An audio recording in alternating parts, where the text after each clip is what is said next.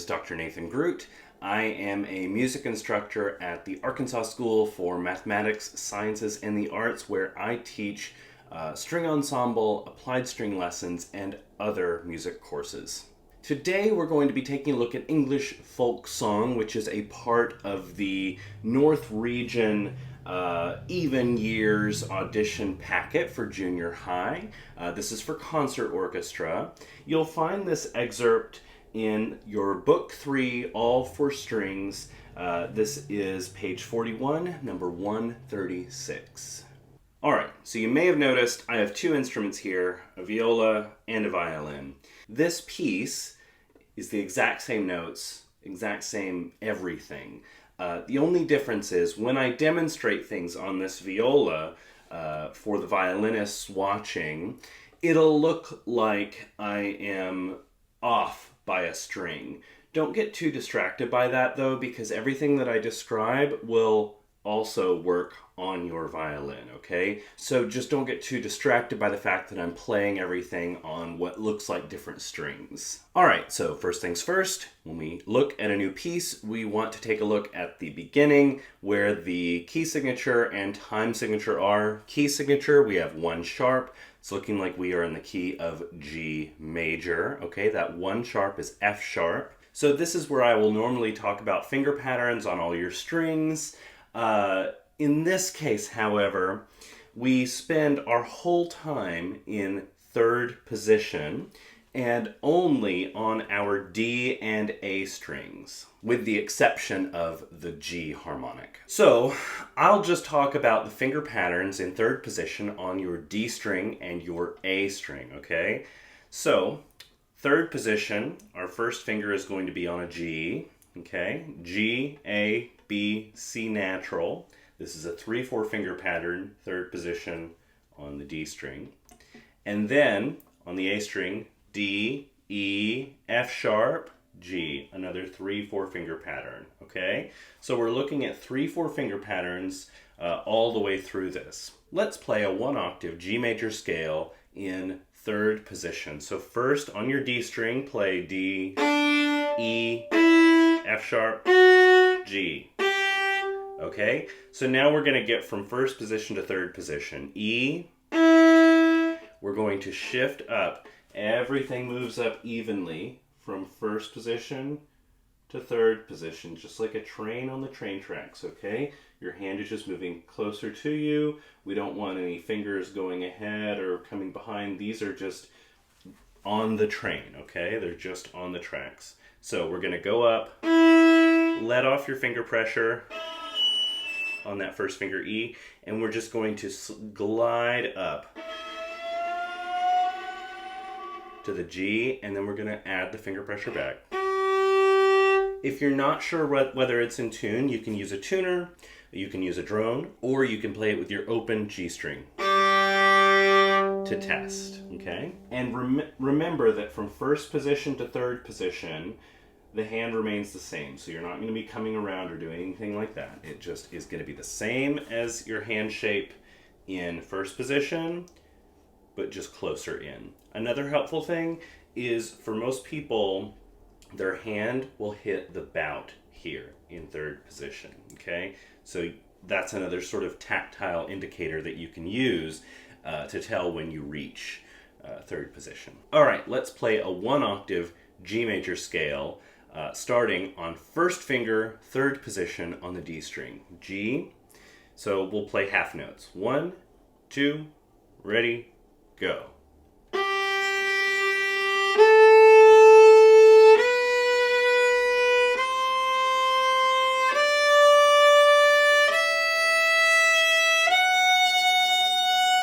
Repeat the top note, back down.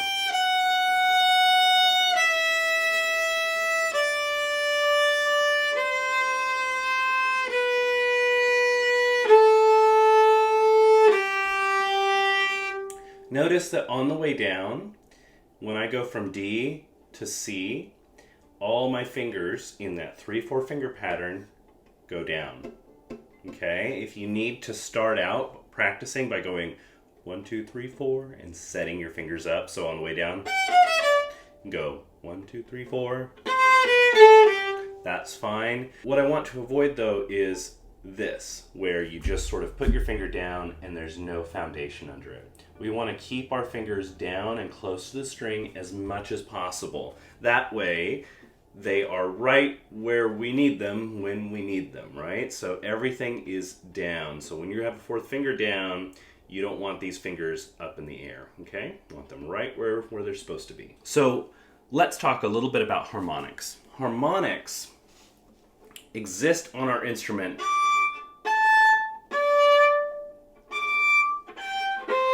all over the place.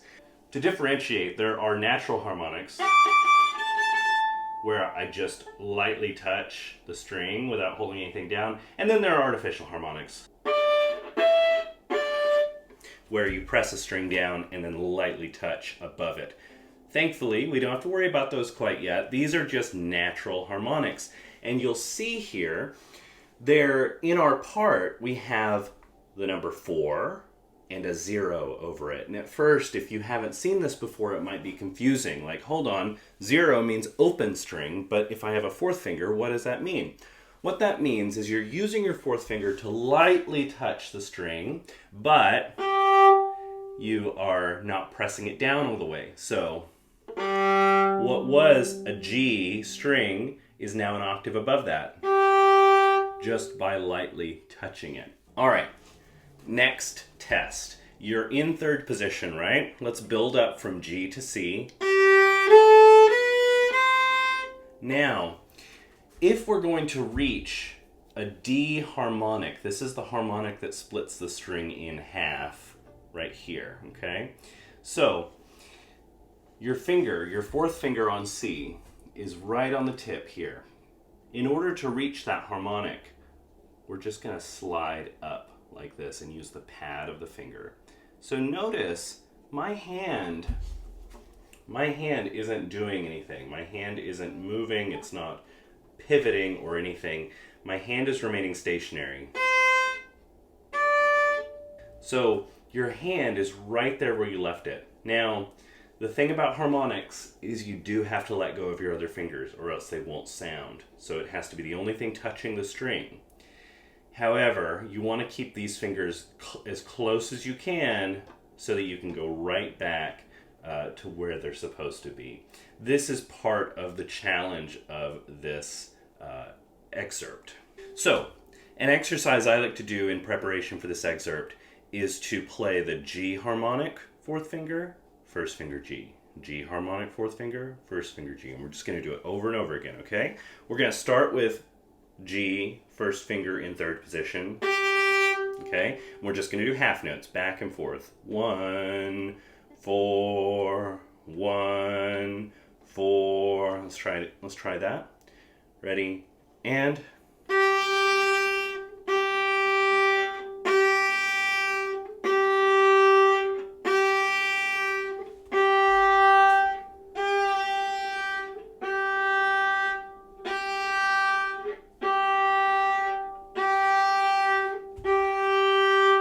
okay.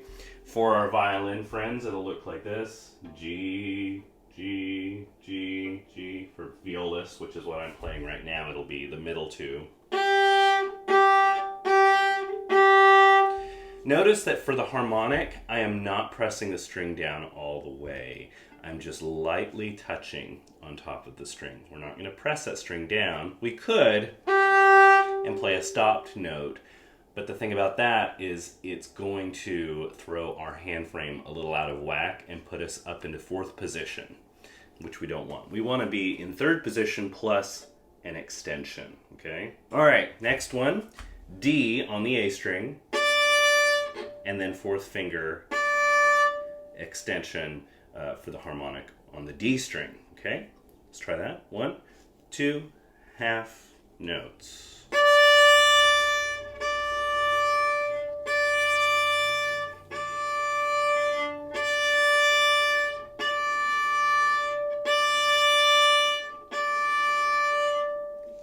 This is an exercise that you can do over and over again leading up to your audition. This is a skill that will help you navigate that space between third position and an extended third position, reaching that harmonic. When you're practicing this, listen very, very carefully to see if these two ways of playing the same note, this unison, if they sound exactly the same. So the G on the D string and then the G on the G string, make sure they sound exactly the same, and the same for the D, okay?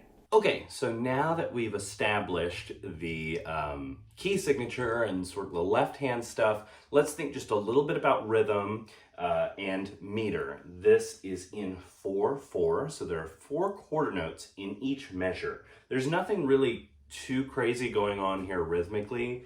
We're only given quarter notes and eighth notes. So just thinking 1, 2, 3, 4, 1, 2, and 3, 4, and whatever the rhythm is, just counting it out that way, working with a metronome, keeping everything very steady, okay? You'll notice we have a pickup in the very beginning, so when I play this for you later at different tempos, I'm going to say 1, 2, 3, and then 4 is the first note. So the first note is on beat 4.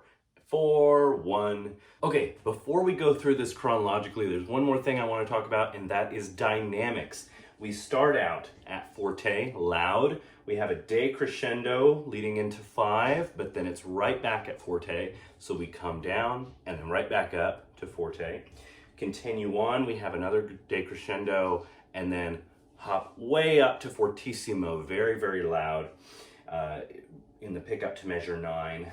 Just a couple measures later, we have a mezzo forte at the end of that second line. So we go from very, very loud, drop down to a medium loud. However, this is our softest dynamic in the piece, so I think this should be really quite a dramatic drop from fortissimo to mezzo forte. And then we have in the pickup to 13, back up to fortissimo, and it just stays throughout there. One other marking to observe is the ritardando there at the very end. That just means we're going to slow down a little bit. I'll slow down in my performance at the beginning of the video, but when I play it with the metronome later, I'm not going to slow down just for the sake of, making it clear where the beat is for you.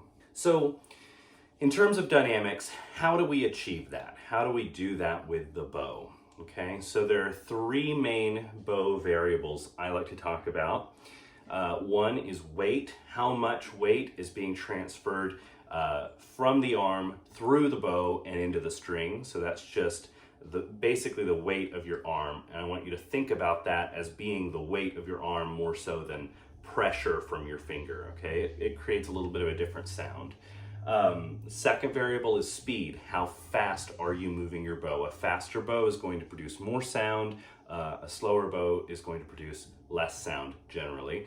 And then contact point. Where are you between your bridge and your fingerboard? Closer to the bridge is going to produce more sound, a more intense timbre, and closer to the fingerboard is going to be softer generally and produce a less intense timbre. Okay, so now that we've covered the key, the left hand, shifting, finger patterns, the G major scale, we've talked about rhythm and meter, we've talked about dynamics and the use of the bow. Let's just go through this chronologically. So we're gonna start out with an upbeat, D to G. This is a little bit hard because you don't get to shift midway through the piece. You have to shift before you even start, and you can't sort of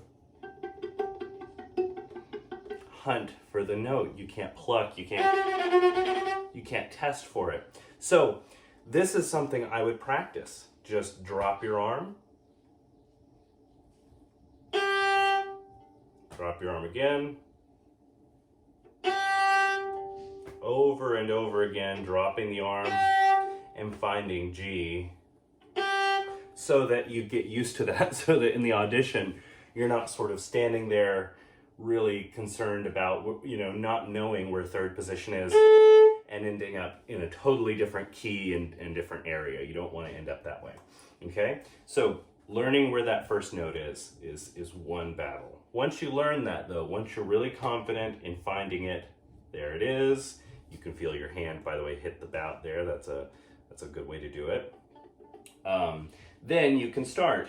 So finger is there on G, but I'm going to lift it up just above the string to play the open D.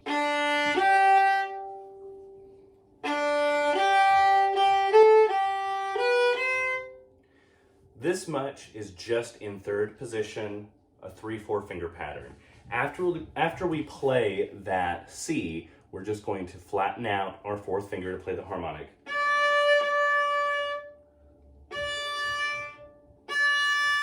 And then go from harmonic D to first finger D. Make sure they match.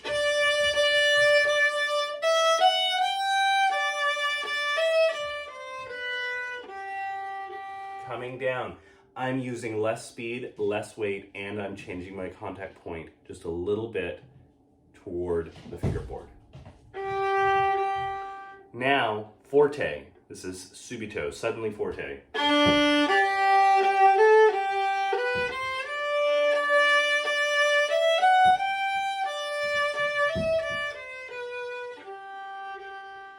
So now we're fortissimo.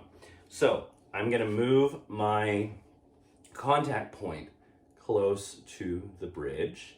I'm going to use a good amount of weight, transfer the natural arm weight. Everybody's arm is in fact too heavy to play these instruments, so you don't have to press, you just have to release your weight. And I'm going to use a good amount of speed. So here we have the pickup to 9.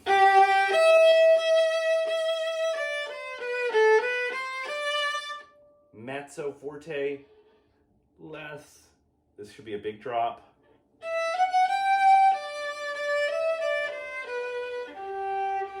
And then fortissimo.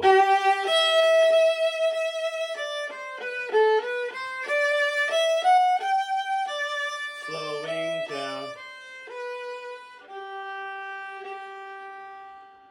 So this puts you in third position through the whole thing. It forces you to use harmonics. It challenges you in terms of dynamics. So a lot of things to cover, a lot of things to think about in terms of this exercise. All right, so next what I'm gonna do is I'm just going to play this at different tempos for you and you can play along. I do want to add a disclaimer though that practicing just this way of like straight through is not going to cut it. You're going to have to find a lot of different ways to practice, isolate your problem spots, think of creative ways to approach issues that you have, and I would highly encourage you to record yourself. If you are curious to learn more about different practice methods, definitely let me know. I'd be happy to talk to you about that. But for this can be a good way for you just to kind of check each tempo from 60 to the goal tempo of 108 and sort of adjust from the slow tempo to the faster tempo. Make sure that your ears or tuner or something is keeping track of your intonation very, very closely from the very beginning when you first start practicing this, because intonation is going to be very, very obvious in this, especially because of the harmonics that you're using. So let's get started. 1, 2, 3.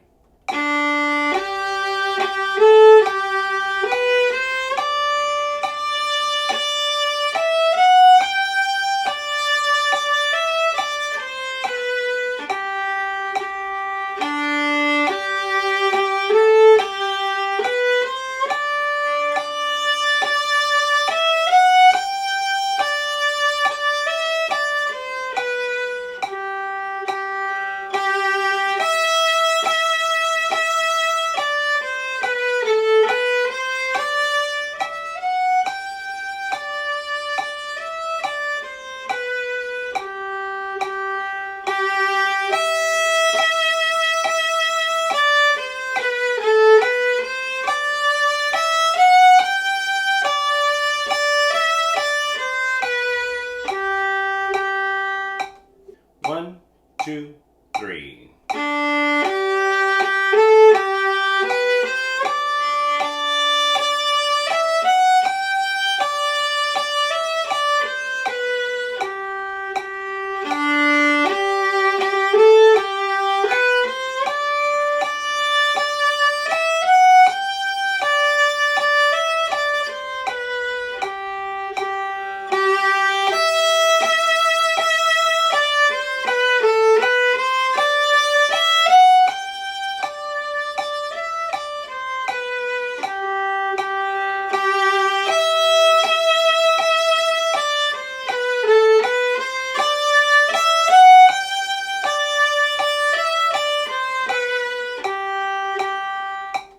One, two, three.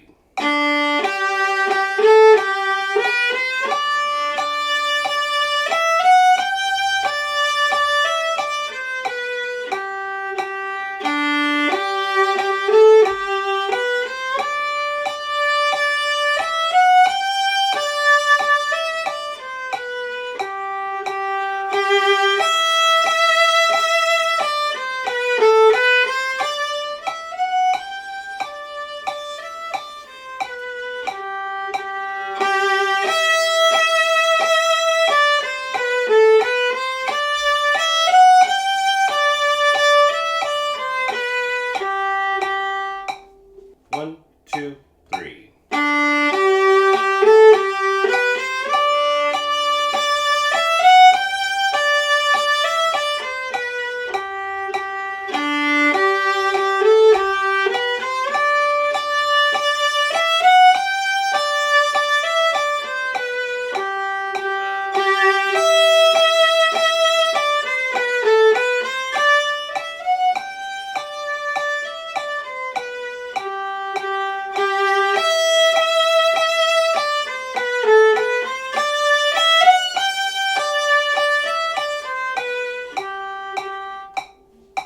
One, two, three.